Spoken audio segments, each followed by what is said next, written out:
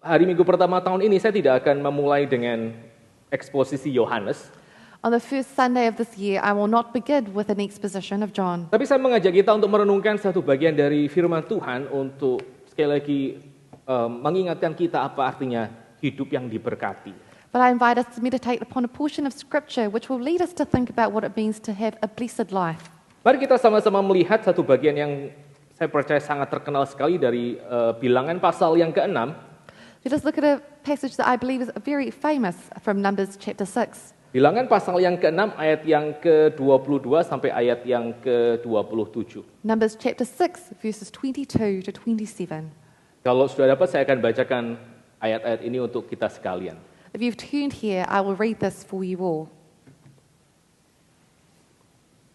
The Lord spoke to Moses, saying, "Speak to Aaron and his sons, saying, Thus you shall bless the people of Israel. You shall say to them, The Lord bless you and keep you. The Lord make his face to shine upon you and be gracious to you. The Lord lift up his countenance upon you and give you peace. So shall they put my name upon the people of Israel, and I will bless them."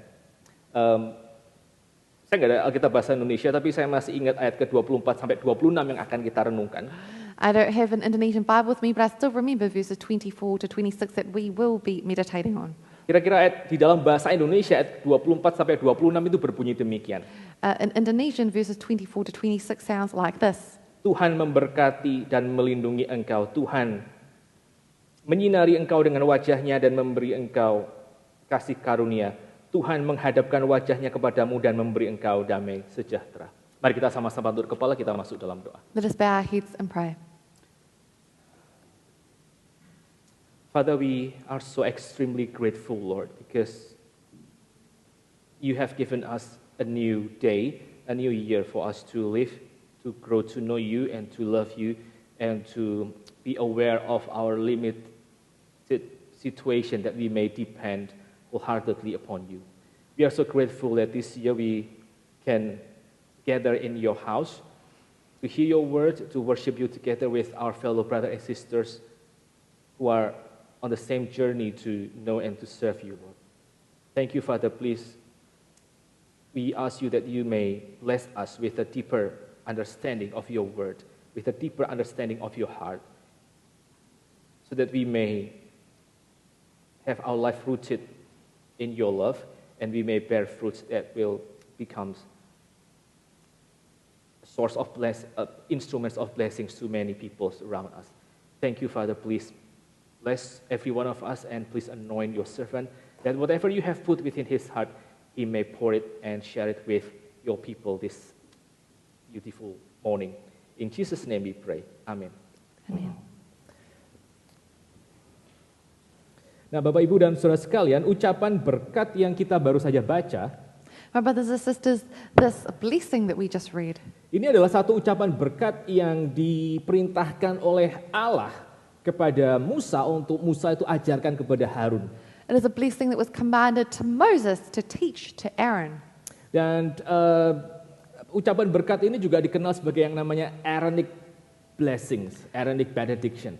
And this blessing is also known as Aaron's blessing or the benediction. Karena ini merupakan satu ucapan berkat yang disampaikan oleh Harun dan juga anak cucunya yang adalah imam besar kepada orang-orang Israel. Because it is a blessing that Aaron and also his children as the high priest bestowed upon the people.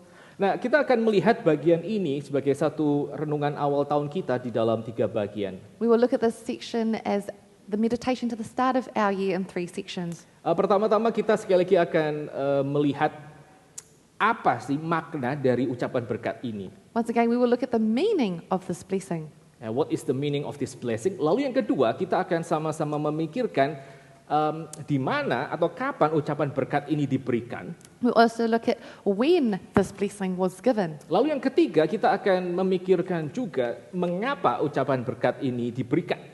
And thirdly, we will also think why this blessing was given. Ya, jadi kita akan masuk dalam 3 bagian tersebut, what, where, and why ucapan berkat ini diberikan. So we'll enter into these 3 different sections, what, where, and why. Oke, mari kita sama-sama lihat bagian yang pertama. Let us look at the first section. Oke, bisa next slide. Ya, apakah makna dari ucapan berkat ini? What is the meaning of this blessing? Nah, saudara, pada waktu saudara melihat ucapan berkat ini, maka sebetulnya ucapan berkat ini punya semacam echo, punya semacam gema dari adegan penciptaan yang Allah itu kerjakan di dalam Genesis pasal pertama. When you look at this blessing, it echoes the creation that began at the start of Genesis. Jadi kalau saudara melihat ada 3 ucapan berkat yang diberikan di sana, So if you look, there are 3 different lines of blessing that are stated there. dan di dalam setiap ucapan berkat itu saudara bisa membayangkan tentang sebetulnya apa yang terjadi dengan Eden ketika Adam dan Hawa diciptakan. And with each statement, you can think about what is happening in Eden when Adam and Eve were created. Misalnya dalam ucapan berkat yang pertama ya, Tuhan memberkati engkau dan melindungi engkau. The Lord bless you and keep you. For example, in the first sentence, the Lord bless you and keep you. Apa sih yang dimaksud dengan memberkati? What is meant by blessing? Nah, kalau saudara lihat di dalam kitab Kejadian, maka yang disebut sebagai memberkati itu merupakan satu tindakan Allah untuk membuat yang namanya ciptaan itu flourish, bisa berkembang dan bisa beranak cucu dan ya semakin lama semakin limpah. If you look at the book of Genesis, you'll see that the Lord's blessing is in allowing his creation to multiply and be fruitful and abundant. Lalu Tuhan bukan hanya menginginkan supaya seluruh ciptaannya itu menjadi fruitful, tapi dia juga menempatkan Adam dan Hawa untuk menjaga seluruh ciptaannya supaya semuanya boleh berjalan di dalam kehendak Tuhan. And not only does the Lord want his creation be fruitful, but he also places Adam and Eve there in order to guide his creation in his will. Dan itu yang dikatakan oleh Allah kepada Harun untuk disampaikan kepada orang-orang Israel. And that is what the Lord said to Aaron to speak to his people. Bahwa Allah memberkati kehidupan mereka, Allah ingin membuat kehidupan mereka itu menjadi flourish, berkembang dan juga Allah yang menjaga mereka. That the Lord is blessing them, that the Lord would want their lives to flourish and that he is looking after them. Lalu kalimat yang kedua ya, Allah menyinari engkau dengan Tuhan menyinari engkau dengan wajahnya dan memberi engkau kasih karunia. And the second line, the Lord make his face shine on you and be gracious to you. Nah, di dalam kitab suci yang disebut sebagai wajah yang bersinar itu menunjukkan yang namanya sukacita. In the Bible, a face that shines symbolizes a joyful person. Saudara bisa bayangkan kalimat berkat ini ya, betapa Tuhan dikatakan wajahnya bersinar-sinar karena dia melihat umatnya. You see how wonderful this blessing is, that it is saying that the Lord's face is shining with joy looking upon you. Sama seperti Allah itu bersuka cita ketika dia melihat Adam dan Hawa diciptakan di dalam kesucian dan kesempurnaan mereka. Such as God's face is beaming with joy seeing Adam and Eve created in holiness Dan and Allah begitu completeness. bermurah hati kepada mereka sehingga dia mengizinkan mereka untuk menikmati semua yang ada di dalam taman dan Allah memberikan dirinya berjalan bersama dengan mereka. And God was so gracious to them that they were able to enjoy everything in the Garden of Eden, and God himself gave him his presence. Lalu kalimat yang ketiga, Tuhan menghadapkan wajahnya kepadamu dan memberi engkau damai sejahtera. And the third sentence, the Lord turn his face towards you and give you peace. Saudara, yang namanya menghadapkan wajah kita kepada sesuatu itu menunjukkan ada satu priority yang kita alami. Something that turns our face towards it is something that has priority. Di dalam Injil Yohanes pada waktu dikatakan Yesus Kristus itu sedang berjalan, mendadak dia menghadapkan wajahnya kepada 2 orang murid dari John the Baptist, Yohanes Baptis. In the book of John, when it states that Jesus is walking and then turns his face towards 2 disciples of John the Baptist. Dan itu menunjukkan bahwa 2 orang itu, Andreas dan juga Yohanes merupakan 2 orang yang sangat penting sehingga menarik perhatian Yesus Kristus sehingga dia menghadapkan wajahnya kepada mereka. It is showing that these 2 people, Andrew and John, were important people, and so they drew Jesus' gaze and he turned his face toward them. Dan bukankah itu yang juga kita lihat terjadi di dalam Taman Eden ketika di dalam seluruh ciptaan yang Tuhan itu buat, Is that not what we see in the Garden of Eden? So that when we look at all of creation, maka Tuhan menghadapkan wajahnya kepada siapa? Kepada Adam dan Hawa itu, dan dia berjalan bersama dengan mereka. that God turns his face towards Adam and Eve and he walks with them. Saudara, pada waktu kita melihat ucapan berkat ini, sekali lagi kita diingatkan dengan apa yang terjadi dengan Garden of Eden ketika Allah itu menciptakan semuanya dan Tuhan memberkati Adam dan Hawa. Now, brothers and sisters, when we look at this blessing, we are once again reminded of the Garden of Eden and what happened to Adam and Eve in that garden. Nah, untuk kita mengerti lebih lanjut tentang maksud daripada ucapan berkat ini, kita mesti melihat ucapan berkat ini di dalam bahasa aslinya. If we want to understand further about this blessing, we need to look at it in its original language. Nah, kira-kira seluruh kata-kata di dalam ucapan berkat ini, kalau diterjemahkan, bukan diterjemahkan, kalau dikembalikan ke dalam bahasa Ibrani, maka hasilnya akan seperti ini. If we return this blessing into its original language, this is what it looks like. Ya, saya nggak akan bacakan semuanya dalam bahasa Ibrani. My Hebrew is a bit rusty. I will not read it to you all in Hebrew. My Hebrew is a bit rusty. Tapi saya cukup perhatikan saja apa yang saudara lihat di sana. But pay attention to what you are seeing there. Seluruh ucapan berkat tadi di dalam bahasa Ibrani itu terdiri dari 15 kata. The whole blessing is made of 15 words in Hebrew. Ucapan berkat di dalam baris yang pertama, Tuhan memberkati engkau dan melindungi engkau, itu terdiri dari 3 kata. The first phrase, the Lord bless you and keep you, is composed of 3 words. Lalu baris yang kedua, Tuhan menyinari engkau dengan wajahnya dan memberi engkau kasih karunia, itu terdiri dari 5 kata in Hebrew. And the second line, the Lord make his face shine upon you and be gracious to you, is composed of 5 words. Nah, lalu ucapan berkat yang ketiga, Tuhan menghadapkan wajahnya kepada engkau dan memberi engkau damai sejahtera, itu terdiri dari 7 kata dalam bahasa Ibrani.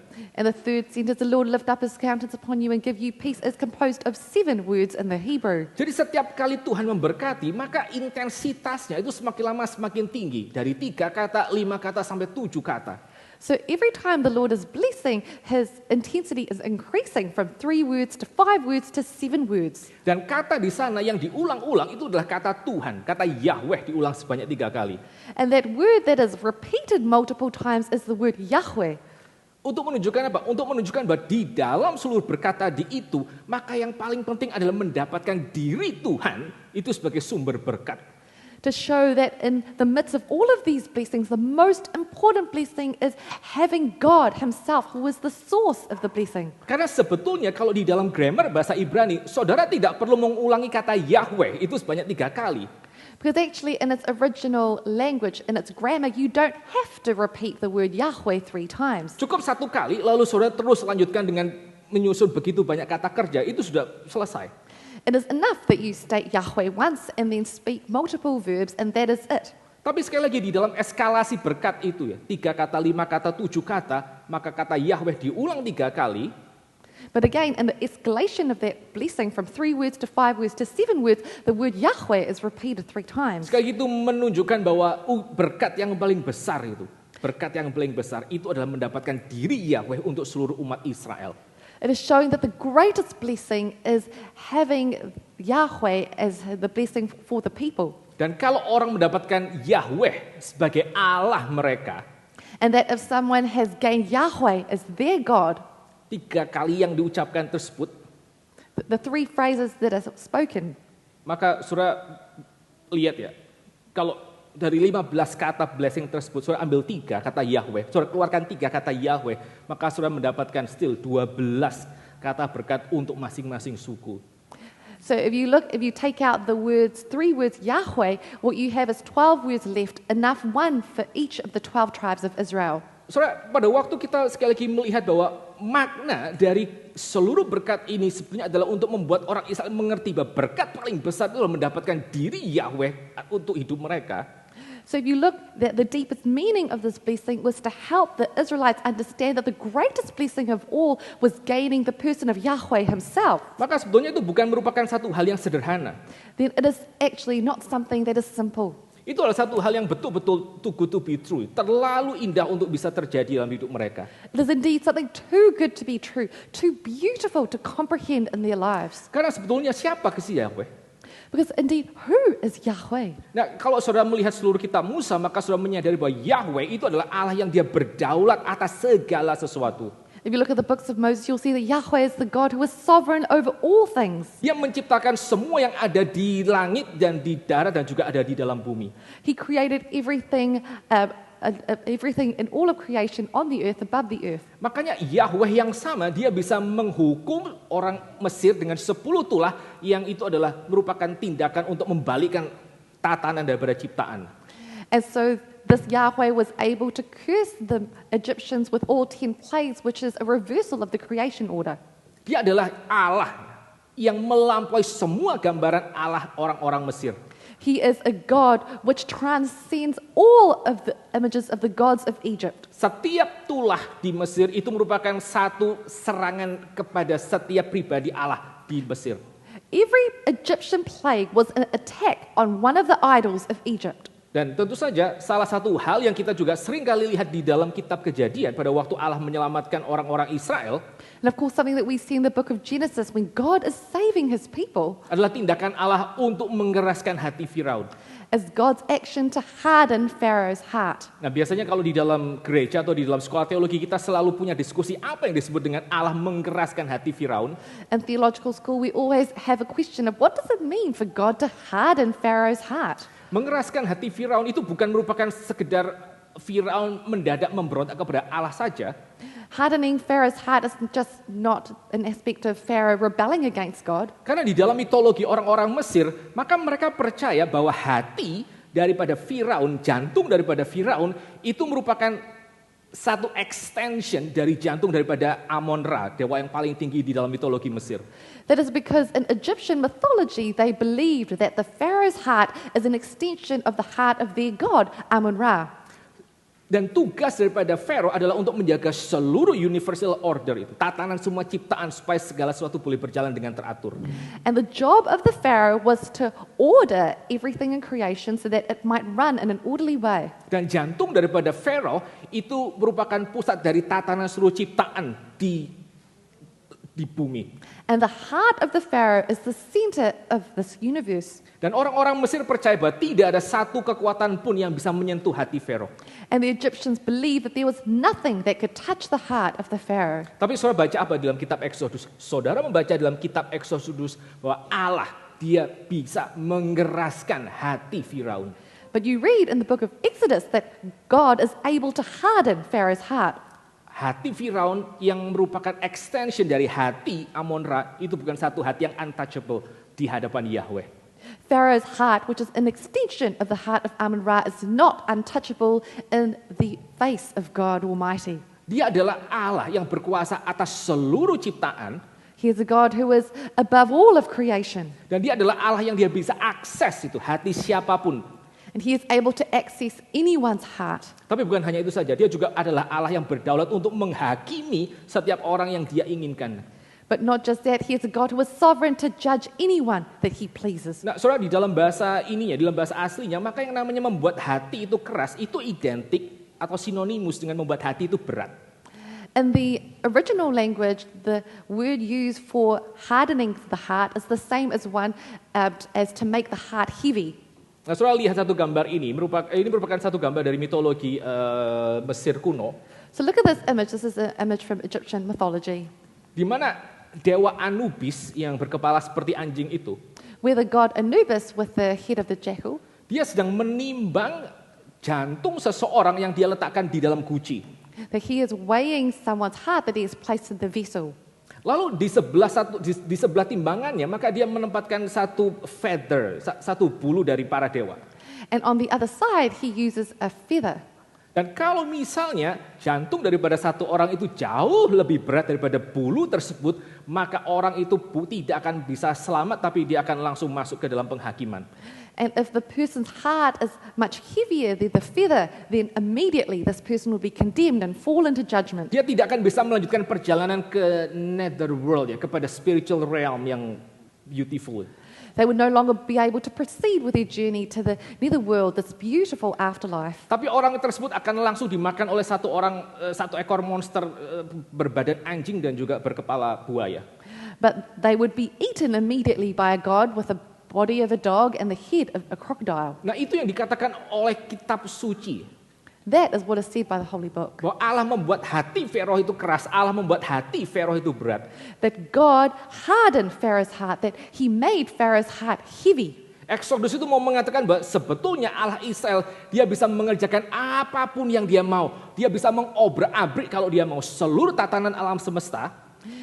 That's what the book of Exodus is saying, is that God is able to do anything that He wants, that He can completely change the order of creation. Dia bisa membelokkan hati Fero dan juga menghakimi Fero. That He's able to turn the heart of Pharaoh. He is able to judge the Pharaoh's heart. Dan kita melihat bersama-sama bahwa adalah Allah seperti ini yang dia mengikatkan dirinya dengan Israel, yang dia meletakkan namanya atas Israel. And so it is this God that ties Himself to the people of Israel, who gives them His name. Sama seperti kita meletakkan nama kita atas anak-anak kita. In the same way that we give our name to our children. Maka demikian juga Allah itu meletakkan namanya atas Israel. And so God places His name upon Israel. Nah, kalau sudah membaca satu bagian dari kitab Keluaran pasal yang keempat, If you read Exodus chapter 4, maka ada satu kalimat ketika Allah berkata kepada Musa bahwa Israel itu adalah anak sulungku. there is a phrase that the Lord says to Moses that Israel is my firstborn. Dan kalau Israel adalah anak sulung daripada Allah, And if Israel is God's firstborn, maka pasti Israel itu memiliki nama Allah di belakangnya. then Israel would have God as their last name. Sama seperti ya, kalau kita bayangkan ya, Tuhan Yesus itu pasti nama Ibrani adalah Yeshua ben Joseph. For example, Jesus, his Jewish name would be Yeshua ben Joseph, Karena dia adalah anak daripada Yusuf secara legal. because he is legally Joseph's son. Dan di dalam bagian ini ketika dikatakan bahwa Israel itu adalah anak Yahweh, And the section when it says that Israel is a son of Yahweh, maka di dalam bahasa manusia itu kita juga bisa ngomong ini adalah Israel ben Yahweh. in human terms, you can say this is Israel ben Yahweh. Yahweh meletakkan namanya atas Israel untuk menunjukkan bahwa dia memiliki Israel dan dia melindungi dan menyertai Israel dan dia berkenan atas Israel. That Yahweh is placing His name upon Israel, that He is protecting Israel, that He guides them, and that He is pleased with them. Dia bukan hanya sekedar Allah yang berdaulat, tapi dia adalah Allah yang mencintai Israel. Dia bersinar-sinar ketika dia melihat Israel itu. He's not just a sovereign God, but He's a loving God, and He shines when He sees the Israelites. Nah, saudara, di dalam ancient ini ya, di dalam ancient world, maka mendapatkan Allah yang berkuasa In the ancient world, to possess a God that is sovereign, sebagai Allah dari satu bangsa itu satu hal. as a God of one nation, is one thing. Tapi mendapatkan Allah yang mengasihi satu bangsa, yang betul-betul care kepada satu bangsa, itu hal yang lain. But to have a God who loves a nation, who truly cares about a nation, is a different thing altogether. Nah, kalau saudara melihat kisah-kisah mitologi dari bangsa-bangsa kuno, maka saudara tidak akan mendapatkan ada yang namanya dewa yang betul-betul dia genuinely care dan menyukai satu nation. If you look at the mythology of the ancient peoples, you will not find that there is a God who truly cares and loves his nation. Di dalam mitologi bangsa-bangsa yang kuno, maka mereka punya semacam sistem persembahan yang diberikan kepada para dewa. And in ancient mythology, there is a system of sacrifice that they give to the gods. Nah, kenapa mereka memberikan sacrifice itu untuk kepada para dewa? Why are they giving these sacrifices to the gods? Karena mereka tahu tanpa dewa-dewa itu diberi makan, maka mereka tidak akan pernah tergerak untuk melindungi bangsa yang memberi makan itu. Because they know that if the gods do not eat, the gods will not be moved to protect the nations who are giving them food. Mereka mungkin punya kuasa atas alam semesta, tapi mereka tidak betul-betul care kepada orang-orang Israel. They might not have power over all of creation, but they don't really care. Pada waktu orang Israel mereka memberikan persembahan kepada Tuhan, ini kontrasnya. When Israelites give blessing to God, in contrast, Mereka bukan sedang memberikan makanan kepada Yahweh supaya setelah Yahweh itu kenyang dia bisa memberikan akhirnya berkat itu. they're not giving food to Yahweh so that, when Yahweh is full, then He'll bless them. Tapi seperti yang akan kita lihat nanti, pada waktu Israel memberikan berkat, alasannya itu berbeda. Mereka bukan sedang feeding Yahweh, But we'll see later that when we give food to God, that the aim is not feeding Yahweh. tapi mereka memberikan persembahan karena apa? Karena mereka sadar bahwa diri mereka itu sudah tercemar dan mereka tidak bisa mendekati Yahweh tanpa memberikan persembahan. But they are giving sacrifices because they realize that they are flawed and they are unable to approach Yahweh without giving a sacrifice. Sekali lagi apa sih makna daripada ucapan berkat ini? Once again, what is the meaning of this blessing? Inti dari ucapan berkat yang kita baru saja baca di dalam Aaronic blessing tadi, The meaning of this Aaronic blessing is bahwa Allah itu memberikan dirinya kepada orang-orang Israel, Allah mengikatkan dirinya kepada orang-orang Israel. that God gives himself to the people of Israel, that God is tying himself to the people of Israel. Allah yang dia berkuasa atas segala sesuatu, Allah yang berkuasa atas jantung Fero, God, who is sovereign over all things, who is sovereign over Pharaoh's heart, adalah Allah yang pada saat yang sama dia berseri-seri wajahnya ketika melihat Israel. Allah mengasihi Israel. is the same God whose face is shining as he looks upon Israel, that he is a God who loves Israel. So, beberapa waktu yang lalu ketika saya di Jakarta, A few weeks ago when I was in Jakarta, saya kebetulan tinggal dengan, waktu ikut sidang sinode, saya tinggal dengan satu orang rekan yang dia berasal dari Bali. when I was attending the synod meeting, I was living with someone who was from Bali. Terus dia tentu saja sebagai orang Bali dan yang lahir dan besar di sana, dia tadinya menganut agama Hindu. And of course, as a Balinese and someone who grew up there, he used to be a Hindu person. Interesting ya, kita kan mungkin sebagai orang Indonesia, saya nggak tahu kalau di Auckland, tapi kita jarang ketemu dengan orang Kristen yang punya latar belakang Hindu. And it is very interesting. I'm not sure about Auckland, but in Indonesia, it is very rare to meet a Christian who came from a Hindu background. Ya, lalu akhirnya kita ngobrol dari kenapa akhirnya dia yang dibesarkan di dalam tradisi Hindu, lalu dia menjadi Kristen. And so we began to start talking, how is it that he became a Christian from a Hindu background? Dan dia mengatakan pada waktu di dalam keluarganya yang semuanya Hindu, mereka biasanya selalu ridicule orang-orang Kristen. He said that before in his Hindu family, they would all ridicule Christians. Lalu dia memberikan satu kesaksian yang buat saya itu sangat menarik.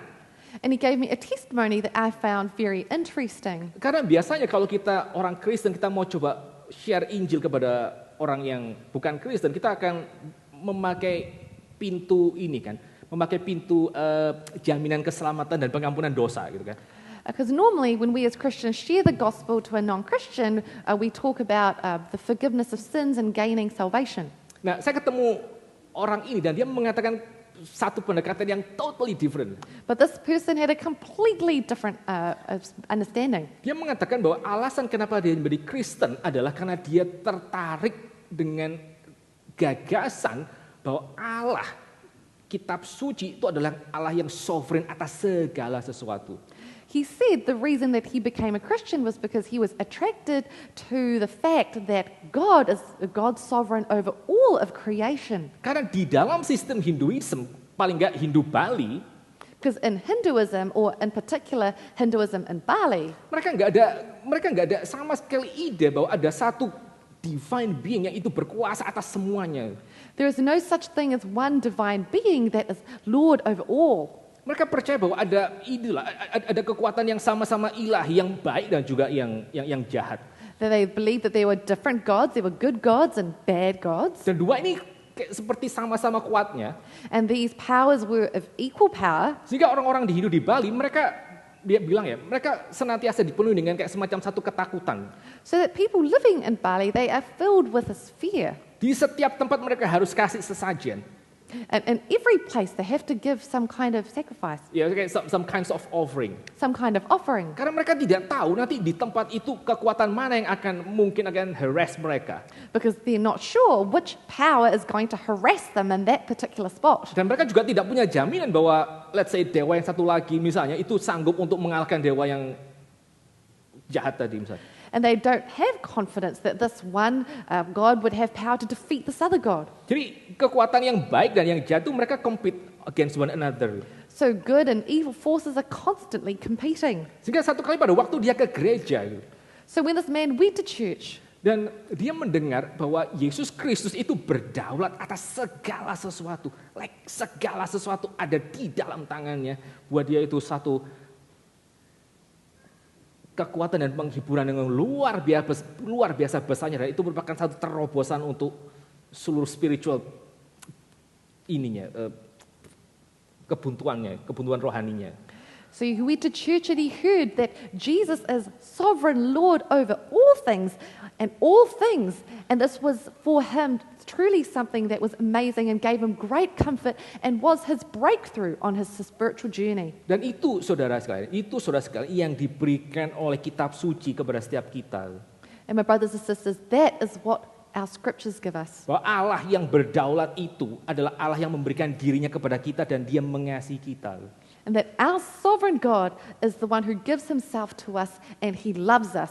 Dan satu hal yang mungkin sulit kita mengerti ya, dia memberikan wajahnya bersinar-sinar ketika dia melihat kita. And something that is perhaps difficult for us to understand is that his face shines upon us. Sekali lagi ya, di dalam zaman yang kuno, maka saudara tidak akan mendapati Allah yang wajahnya bersinar-sinar melihat umatnya.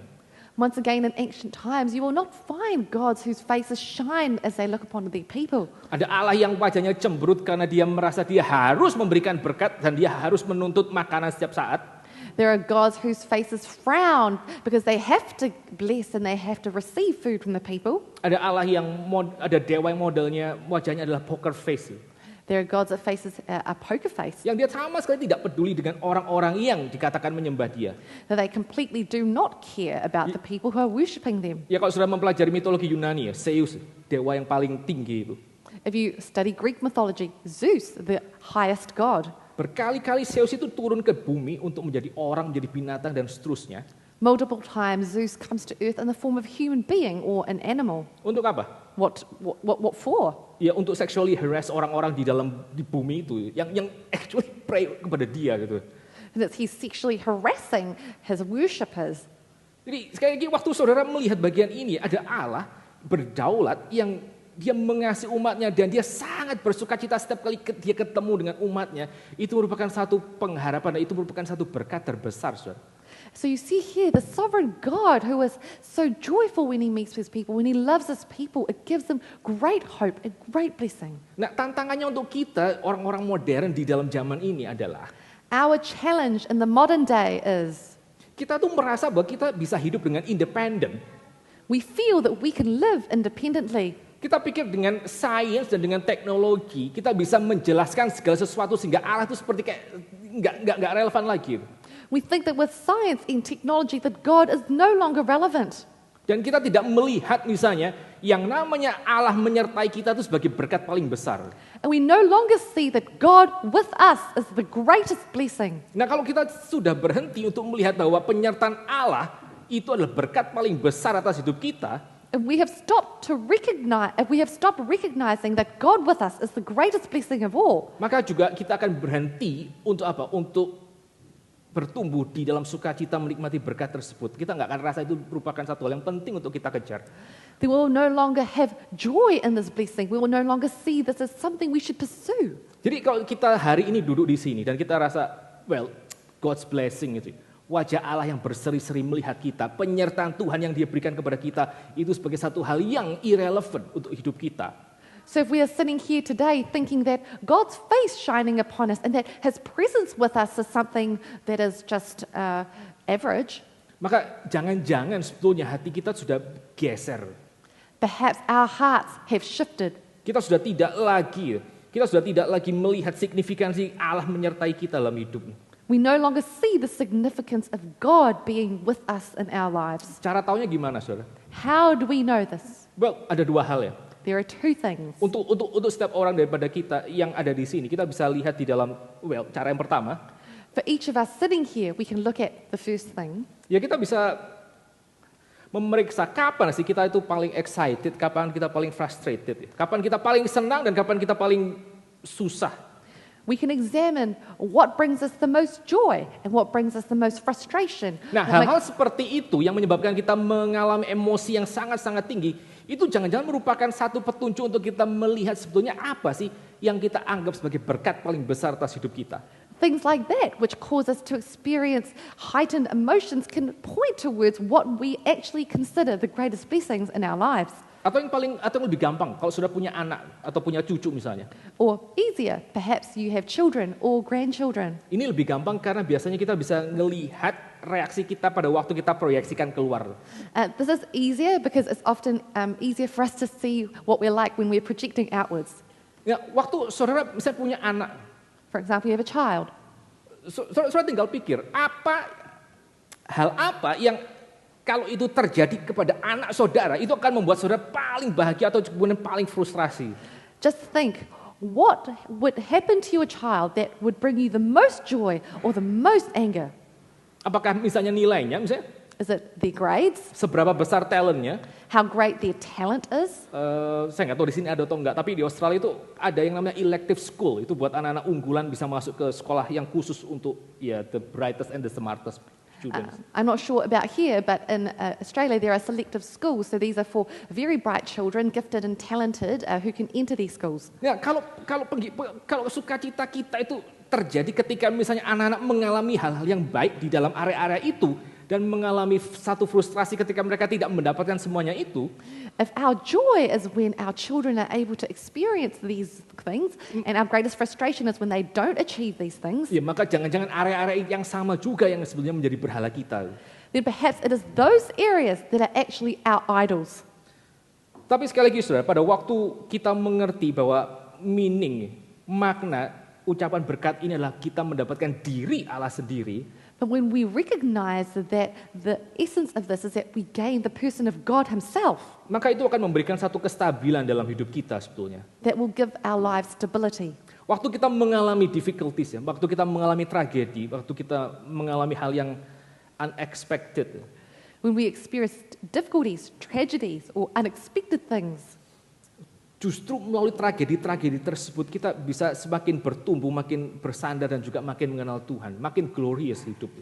it is the fact that through these tragedies that we can draw closer to God, that we can grow and become even more glorious.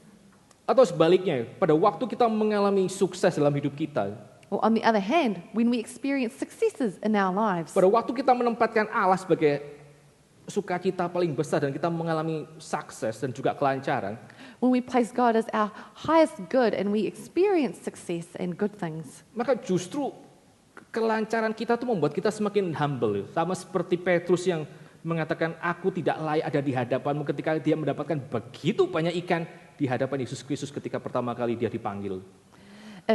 If we have God as our highest good, then we will see these successes as something that humbles us in the same way that Peter, when he received all of these fish at the start of his journey with Jesus, came to him and humbled himself before Jesus. Kalau diri Yahweh adalah berkat terbesar kita, maka baik kesulitan atau juga kelancaran akan membuat kita growing. In the person of Yahweh, whether it is difficulties or successes, these things will help us to grow. Oke, sekarang kita masuk poin yang kedua. Sekarang di mana berkat itu diberikan? So secondly, where was this blessing given? Berkat itu, saudara, ucapan berkat itu diberikan bukan ketika mereka ada di Eden, This blessing was not given when they were in Eden, juga bukan ketika mereka ada di dalam tanah perjanjian, also not given when they were in the promised land, tapi ketika mereka ada di dalam padang gurun. but when they were in the wilderness. Ya, saudara lihat di depan sana adalah padang gurun Sinai dan ada orang yang trekking dan juga hiking di sana. If you look at this wilderness is the wilderness of Mount Sinai, and someone is tramping there. Ya, certainly berbeda sekali dengan kita hiking di New Zealand. Indeed, it's very different to our hiking in New Zealand. Ya, apa enaknya hiking di padang gurun? Ya, mungkin for certain orang ada semacam excitement juga ya. I'm not sure why anyone would want to hike in the wilderness, but maybe there is some sort of excitement there. Tapi itu hal yang penting untuk kita lihat, bahwa ucapan berkat tadi, bahwa Allah memberkati engkau dan melindungi engkau, Allah menyinari engkau dengan wajahnya dan memberi kau kasih karunia, dan Tuhan menghadapkan wajahnya kepadamu dan memberi engkau damai sejahtera. But it is very important for us to see that the Lord is saying, the Lord bless you and keep you, the Lord make his face shine upon you, be gracious to you, the Lord lift up his countenance upon you and give you peace. Itu diberikan sekali lagi ketika mereka ada di dalam padang gurun. These words were given to them in the wilderness. Maksudnya apa? What does this mean? Di dalam padang gurun Israel itu mengalami dua hal. It means that in the wilderness, the Israelites experienced two things. Mereka adalah bangsa yang vulnerable, They are a vulnerable people, dan mereka adalah bangsa yang miserable. and they are a miserable people. Kenapa mereka adalah bangsa yang vulnerable, bangsa yang rentan? Why are they a vulnerable people? Karena di dalam padang gurun mereka tidak punya kota-kota perlindungan, sama seperti Jericho dengan tembok-tembok besarnya. Because in the wilderness, they do not have cities of refuge like Jericho with its thick walls. Mereka vulnerable karena mereka juga tidak punya natural resources. They are vulnerable because they do not have natural resources. Mereka tidak punya sumber daya alam seperti makanan dan juga seperti minuman. They don't have natural resources for food and for water. Mereka juga tidak ada farming dan juga tidak ada ladang untuk mereka boleh menuai hasil panen. They were unable to farm. They did not have land where they could receive the fruits of the land. Makanya berkali-kali mereka ngomel tentang makanan dan tentang minuman. Karena mereka tidak punya natural resources itu. But that's why they keep talking about food and water, because they did not have natural resources. Dan mereka juga tidak punya tanah yang tetap di padang gurun. They also had no fixed dwelling place in the wilderness. Dengan kata lain, Israel itu, saudara, sama seperti sekelompok pengungsi di tanah yang asing. Mereka sama sekali tidak punya apa-apa. In other words, the Israelites were like pilgrims in this land. They had nothing. Tapi justru di situ mereka mesti belajar bahwa diri mereka adalah bangsa yang diberkati karena mereka punya Allah yang mengasihi mereka. Dan ini adalah Allah yang berdaulat atas segala sesuatu. But it is in this situation that they had to learn that they had a God who loves them and that God is blessing them in this situation. Kondisi vulnerable mereka itu tidak menjadi ukuran untuk mereka melihat apakah diri mereka diberkati atau tidak. Their vulnerable situation was not a measure of whether or not they were blessed. Apapun yang mereka lihat dengan mata mereka, Whatever it is that they see with their eyes, apapun yang masuk ke dalam mulut mereka, whatever entered their mouths, itu tidak menjadi uji, itu tidak menjadi penentu apakah mereka adalah orang yang diberkati atau tidak.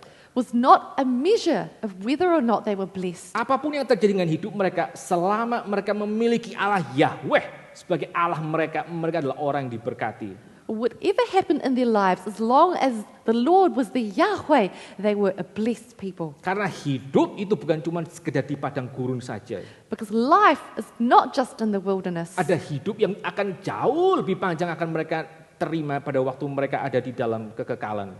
There is a life that is much longer and beautiful coming up in eternity. Wilderness ya, di dalam padang gurun mereka bukan cuma sekedar vulnerable, tapi mereka juga yang kedua, mereka juga adalah bangsa yang miserable. But in the wilderness, they were not only vulnerable, they were also a miserable people. Kalau vulnerable itu bicara tantangan dari luar, miserable itu dari dalam. Vulnerable is talking about forces from outside, whereas miserable is from within. Orang Israel mereka menyembah anak lembu emas. The Israelites worshipped the golden calf. Berkali-kali mereka kepingin pulang ke Mesir. Multiple times they wanted to go back to Egypt. Dan berkali-kali mereka ngomel tentang apa? Ngomel tentang makanan yang ada di Mesir yang mereka tidak dapat terima di padang gurun tersebut. And multiple times they complained about the food that they would be eating in Egypt that they could not have in the wilderness. Kalau bisa pulang ke Mesir, mending pulang. If we could go back to Egypt, we would much rather go back. Lebih baik mati di Mesir dengan mulut yang penuh daripada mati di padang gurun ini. Meskipun ada Yahweh sekalipun. I'd rather die with a full mouth in Egypt rather than die hungry in the desert, even though I have the Yahweh. Orang Israel di padang gurun ya, mereka adalah bangsa yang miserable karena mereka diperlihatkan hatinya sejahat apa kepada Tuhan. The Israelites were a miserable people in the desert because it revealed their heart towards God. Saudara, kepingin pulang ke Mesir hanya karena makanan itu bukan hal yang remeh. Wanting to return to Egypt just for food is not a trivial thing. Karena ratusan tahun sebelum itu pernah ada satu kejadian Because hundreds of years ago, there was an incident tentang orang yang karena makanan dia kehilangan hak kesulungan. about someone who lost their rights to inheritance because of food. Esau itu anak sulung, sama seperti Israel adalah anak sulung. Esau was the firstborn in the same way that Israel was Lalu the firstborn. karena lapar, dia menjual hak kesulungannya itu demi mendapatkan makanan. And because he was hungry, he sold his rights as the firstborn for a bowl of food. Dan seumur hidup dia tidak pernah lagi mendapatkan hak kesulungannya yang sudah tukar dengan semangkok kacang merah. And for the rest of his life, he could no longer regain his rights as the firstborn because of that bowl of beans. Sebaliknya adalah Yakub yang akhirnya mendapatkan hak kesulungan tersebut. On the other hand, in contrast, was Jacob who received the firstborn rights. Nah, kalau sudah baca kitab Kejadian, sudah tahu bahwa seluruh bangsa Israel itu merupakan keturunan Yakub. If you read the book of Genesis, you will know that the Israelites were Jacob's descendants Yang berusaha setengah mati itu mendapatkan hak kesulungan itu. who tried very hard to gain the rights of the firstborn. Ratusan tahun setelah kisah Esau dan Yakub, maka keturunan Yakub itu punya hati seperti Esau. Hundreds of years after this incident with Jacob, his descendants have Esau's heart. Kalau ada makanan cukup, saya akan tukar Yahweh dengan Amon-Ra.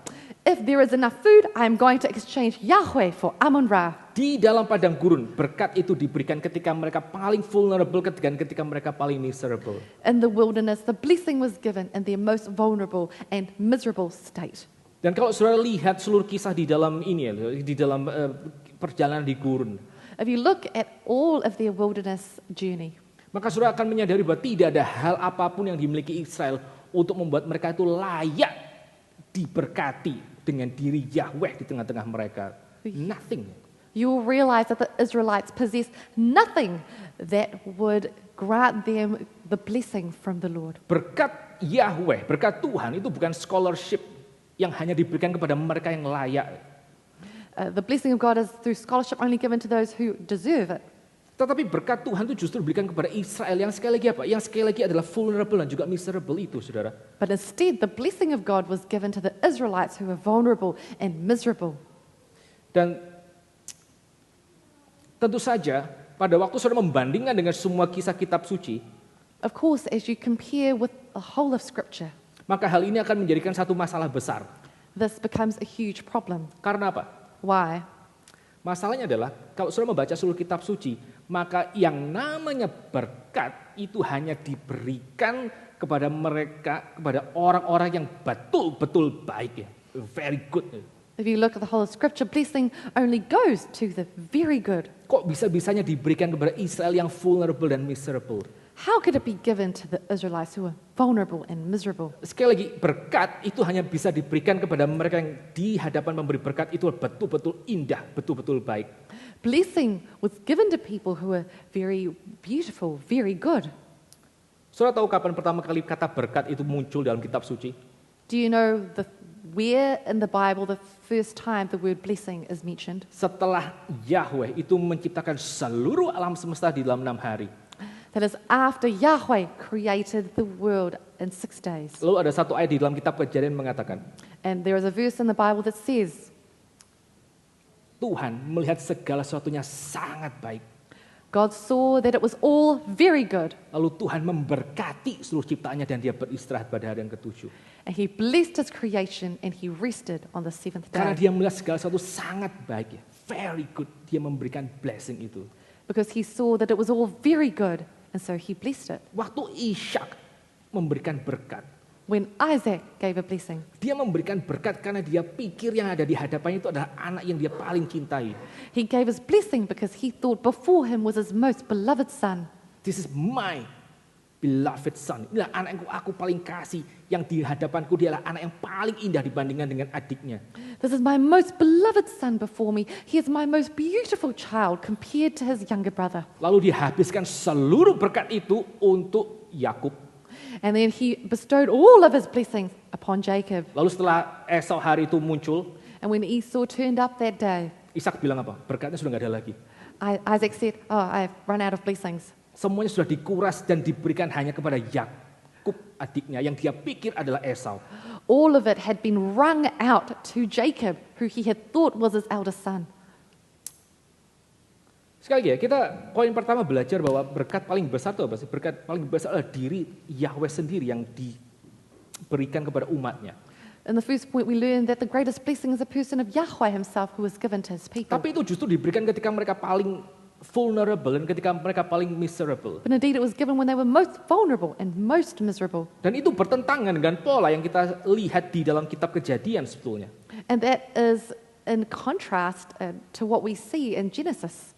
Sehingga itu membawa kita kepada poin yang ketiga. Kenapa akhirnya itu diberikan? And so this leads us to the third point. Why was this blessing given? Nah, jawabannya adalah The answer is karena apa? Karena ada Aaron, karena ada Harun. it is because there was Aaron. Musa diberikan perintah oleh Allah Yahweh.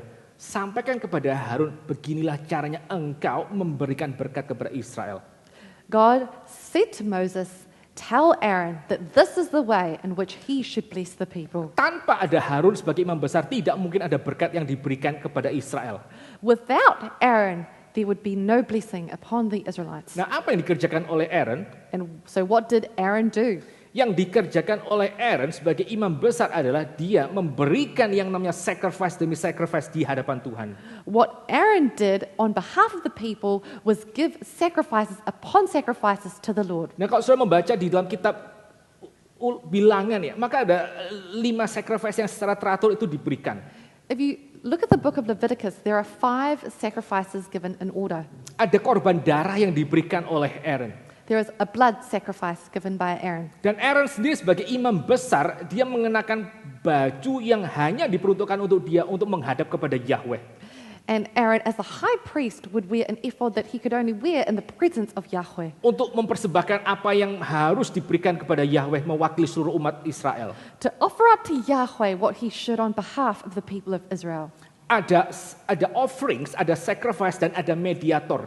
There are offerings, sacrifices, and a mediator. Nah, dua hal itu yang akhirnya membuat apa? Membuat Israel yang di dalam dirinya adalah Israel yang vulnerable dan miserable itu menjadi indah di hadapan Allah Yahweh.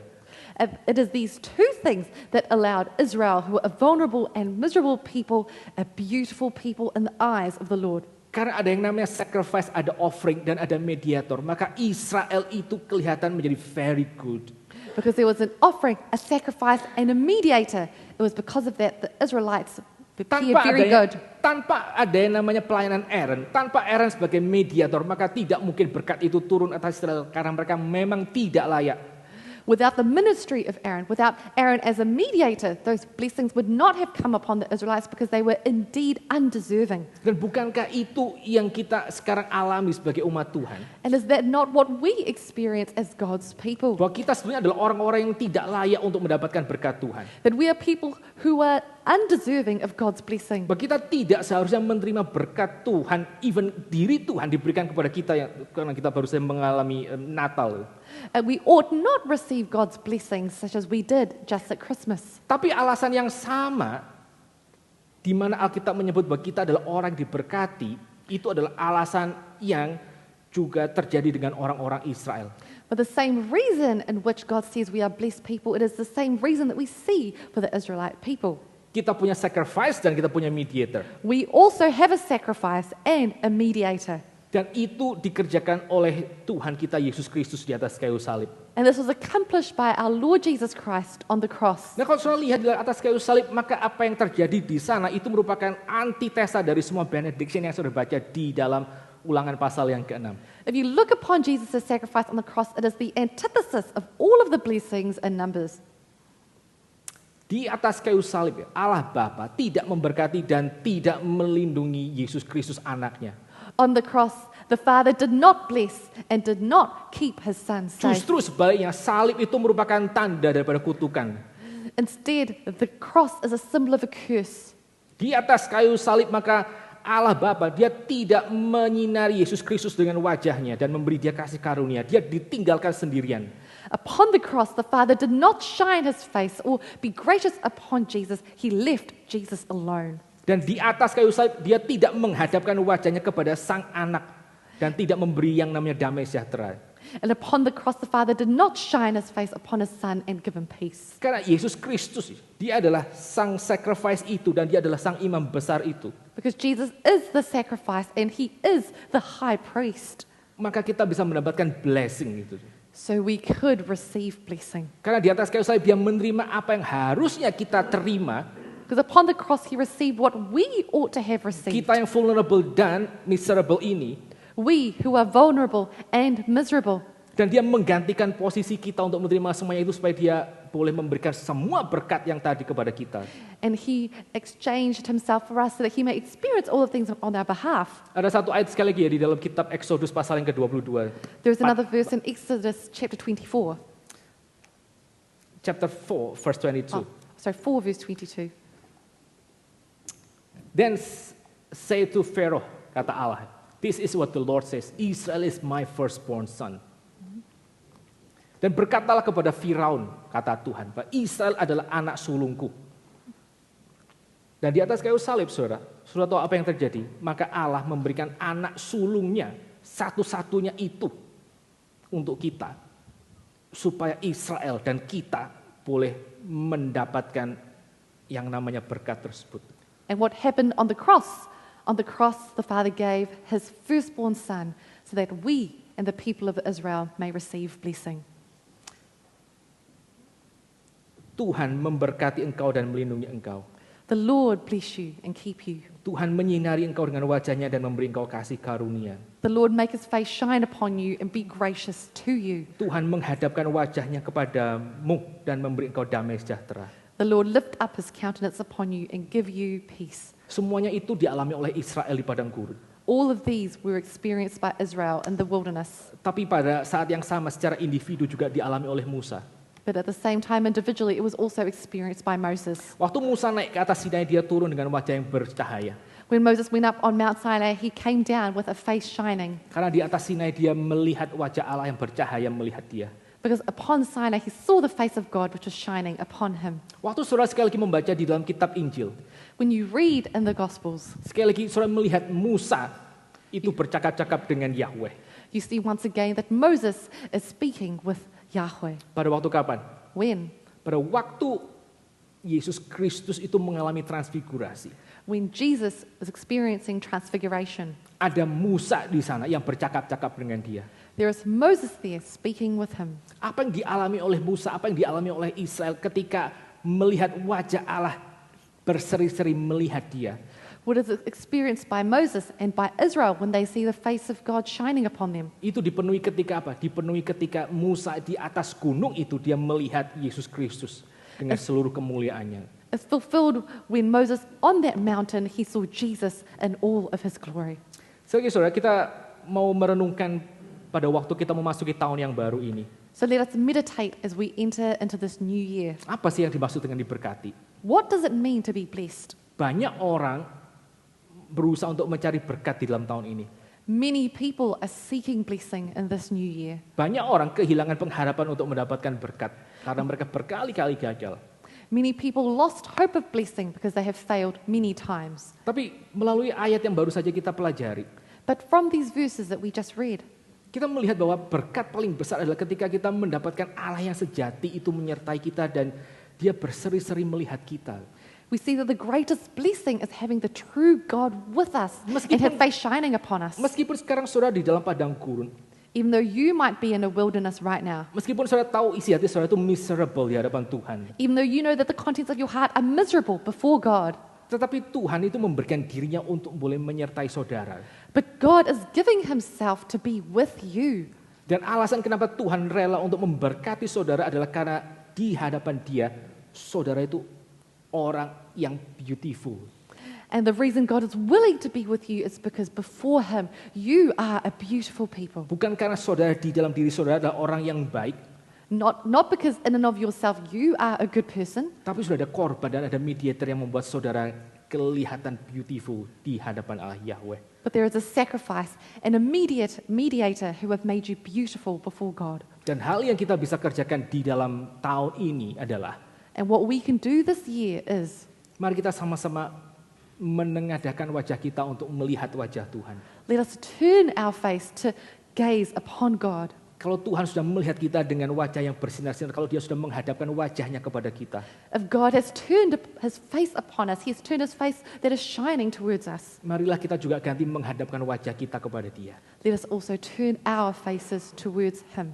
Dan biarlah kiranya kita boleh hari demi hari kita berjalan makin kuat dan kita makin hidup penuh dengan kedalaman rohani dan penuh dengan pengalaman berjalan dengan Tuhan yang demikian indah.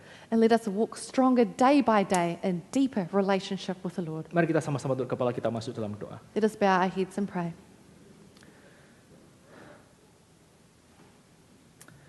Father, we are so grateful that you have put your names upon every one of us, Lord.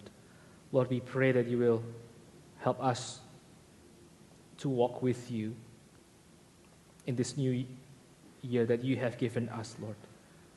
Lord, please help us not to find our own source of joy, not to find our own source of excitement in anything else save in your grace and your love, Lord. Help us to grow to know you more. Help us to appreciate the gospel that we have received, Lord, this year. And help us to be your witnesses to other people that you have given in our life, Lord. In every turns and every corners, please make us your faithful witness that we may share who Jesus is and what he has done for us on the cross. Thank you, Father, for these blessings, Lord. And give us rest in our soul. Give us strength in our soul. If you're walking through the valley of the shadow of death, Lord, help us to have the faith strong enough to see that you, our shepherd, is leading us in that valley, Lord. Thank you, Lord. Please also guide our hearts that in the midst of abundance and in the midst of riches and bounty, we will not lose our sight of you, Lord. Please help us gaze to you just as you have gazed upon us. In Jesus' name we pray. Amen. Amen.